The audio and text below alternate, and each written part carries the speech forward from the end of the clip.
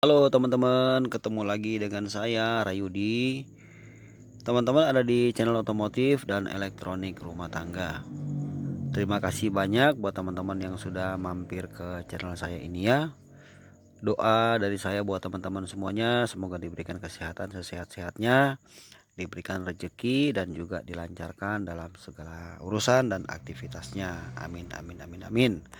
Di video kali ini teman-teman saya mau mengulas sedikit mengenai pompa oli ya. Pompa oli untuk mesin mobil.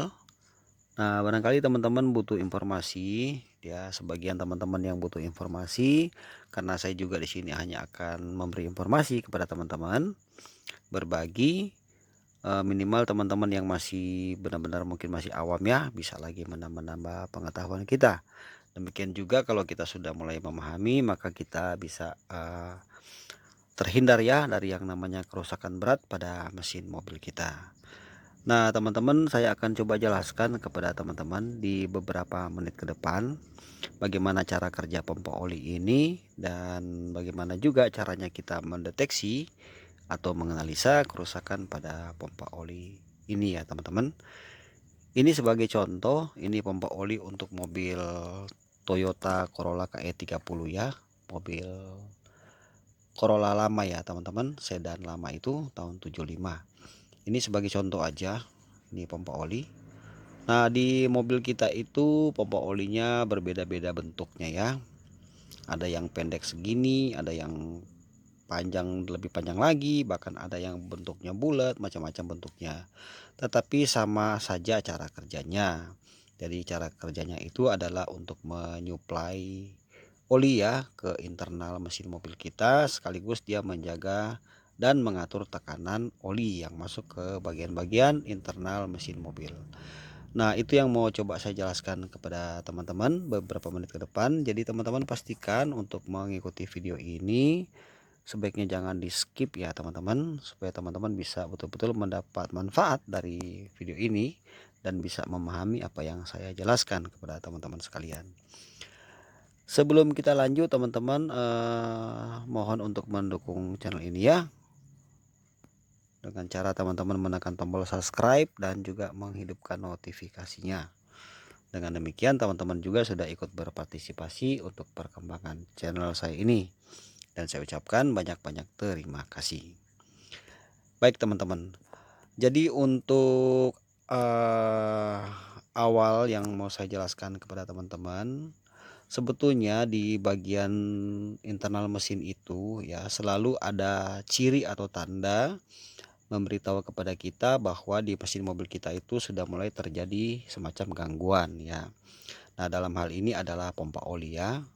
Nah, coba teman-teman perhatikan ya, di panel indikator itu kan ada gambar oli ya.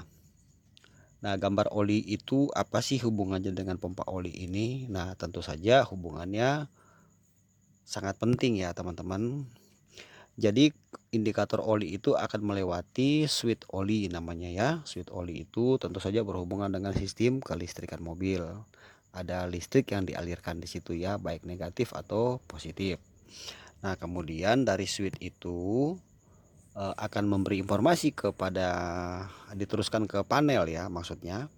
Dan ketika kita memposisikan kunci kontak kita di on ya, on IGD sudah menuju starter, maka lampu oli itu kan akan menyala ya, lampu gambar oli, lampu gambar aki dan beberapa lampu indikator lainnya akan menyala. Sesaat setelah mesin kita hidupkan, maka lampu tersebut akan segera mati ya, akan padam. Itu menandakan bahwa sistem cara kerja mesin kita semua bekerja dengan normal. Nah, salah satu lampunya itu kan lampu gambar indikator oli. Nah, hubungannya itu apa ya teman-teman? Ketika kita menghidupkan mesin mobil, maka si gambar oli itu akan mati seketika pada saat itu juga. Itu karena pompa oli ini sudah bekerja. Saat pompa oli ini bekerja, maka oli itu akan diberi tekanan ke seluruh internal bagian mesin. Salah satunya akan menekan switch ya. Kemudian switch itu akan dimasukkan oli dengan tekanan tinggi. Kemudian di situ akan memberi pemutusan arus listrik. Kemudian nanti di panel indikator itu akan mati lampu indikator untuk gambar oli. Itu artinya bahwa pompa oli kita ini bekerja dengan secara maksimal, tidak ada kerusakan di pompa oli ini ataupun di switch ya. Nah, namun kita perlu mewaspadai ya teman-teman, apalagi yang masih teman-teman punya mobil-mobil lama ya, mobil-mobil tua yang sudah usianya udah lumayan. Maka kalau misalnya teman-teman melihat gejala-gejala awalnya kerusakan ini ya, itu ada pemberitahuan di panel indikator oli. Kalau mulai kedap-kedip, kedap-kedip, kadang nyala, kadang enggak. Kalau posisi RPM langsam ya, rendah gitu ya, dia nyala terus, kita gas baru dia mati. Nah, itu bisa juga salah satu penyebabnya disebabkan karena pompa oli kita atau tekanan di pompa oli ini sudah mulai menurun. Karena mungkin seiring berjalannya waktu, usia mobil kita makin bertambah, partnya masih part ori, mungkin sudah contoh 20 tahun mungkin ya, maka terjadi kerusakan pada bagian pompa oli ini. Nah, di pompa oli ini kan ada gear di dalamnya, ada semacam gigi. Dalam sini tuh ada giginya. Nah, kemudian di sini ada untuk pengatur tekanan ini. Di sini tuh ada per ya. Nah, jadi saat dimana mesin itu kita hidupkan, maka di sini nih akan diputar ya teman-teman. Kalau untuk KE30 ini di sini ada delco, as delco, kemudian diputar knock on as putar delco, delco putar ini ada as, kemudian di sini akan berputar ya gear di sini. Nah, ini kan bagian bawah untuk saringannya. Ketika dipasang kira-kira begini ya. Bagian bawah ini untuk di pompa untuk di ini ya, untuk di bak oli di karter, maka dia akan memompa ya oli. Kemudian oli yang kotor akan tersaring di sini dan oli yang akan masuk ke sini sudah bersih ya. Karena pasti ada gram-graman di dalam mesin mobil itu kan, karena sudah lama gram-gramannya banyak ya kan, sehingga kotoran akan tersaring dan oli akan segera disuplai dengan oli yang sudah bersih ya teman-teman, sesuai dengan saringan ini. Nah, namun kalau memang kotoran olinya itu sudah terlalu banyak juga, maka bisa ini ya, bisa kotoran oli pun bisa naik ya. Kalau sudah terlalu kecil-kecil banget, karena ini kan nggak terlalu besar, nggak terlalu kecil-kecil banget juga ya. Nah, coba lihat, nah, ya kan. Nah, jadi gini ya teman-teman, kita harus mengenali gejala-gejala kerusakan pada pompa oli ini. Jadi untuk gambaran sederhananya gini, cara kerjanya dia ini pada saat mesin dihidupkan, maka dia akan menyuplai atau memberi oli ya atau pelumas ke dalam internal mesin. Apakah itu ke dalam bagian-bagian klep, noken as, atau juga termasuk krek as, pelatu klep, dan beberapa bagian internal mesin lainnya. Nah, kemudian dia juga mengontrol tekanan ya. Jadi tekanan itu dikontrol. Nah, dimana ketika misalnya lampu indikator kedap-kedip itu bisa juga karena tekanan dari pompa oli ini sudah mulai berkurang. Jadi tekanan olinya tidak lagi maksimal gitu ya. Sehingga itu sudah menunjukkan ada sedikit gejala kerusakan di sini ya. Maksudnya kita boleh melihat dari situ. Nah, kemudian ketika mesin mobil kita mungkin terasa suaranya kasar ya. Mulai mesin mobil kita mulai kasar. Kemudian dari situlah kita boleh beranjak untuk memeriksakan mobil kita ke bengkel. Apakah memang hanya setelan klepnya yang kendor atau mungkin ada bagian-bagian yang lain. Karena pompa oli ini ketika disuplai ke semua komponen yang ada di internal mesin, dia akan membuat mesin kita itu menjadi halus ya teman-teman. Karena bayangkan ya, itu ada baja ketemu baja berputar ya di dalam mesin itu ya. Kalau tidak ada pelumas kan bisa terjadi suara kasar.